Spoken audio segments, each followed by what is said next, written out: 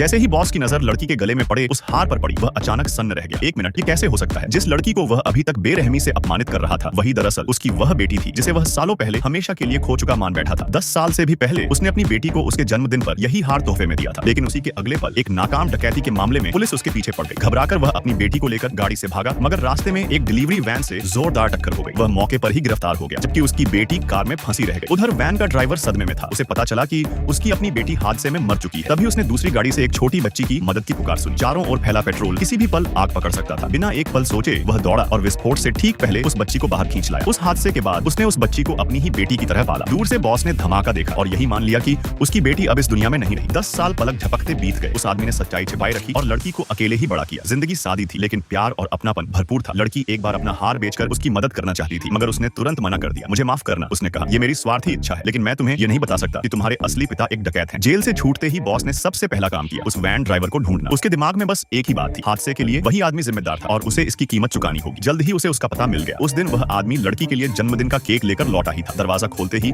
उसने बॉस को पहचान लिया। उसका चेहरा पल भर में सफेद पड़ गया। बॉस ने एक जोरदार मुक्का मारा, उसे जमीन पर गिराते हुए चिल्लाया, तू ही है जिसने मेरी बेटी की जिंदगी बर्बाद कर दी। फिर उसे घसीटते हुए अपनी बेटी की तस्वीर के सामने ले गया और घुटनों पर बैठने को मजबूर किया। वह आदमी बार बार कहता रहा कि इसमें उसकी कोई गलती नहीं थी, लेकिन जब बॉस ने देखा कि वह झुकने वाला नहीं है तो उसने एक बल्ला उठा लिया, हिंसा पर उतरने के लिए तैयार। तभी दरवाजा खुला, लड़की अंदर आ गई। बॉस वहीं पत्थर का हो गया, बल्ला हवा में ही थम गया। वे दोनों पहले भी एक बार मिल चुके थे। उस आदमी ने उससे उसके जन्मदिन पर बर्गर खाने ले गया था। खाते खाते उसे अचानक केक याद आया और वह उसे वहीं छोड़कर केक लेने चला गया और लड़की अकेले बैठी उसका इंतजार करती रह गई।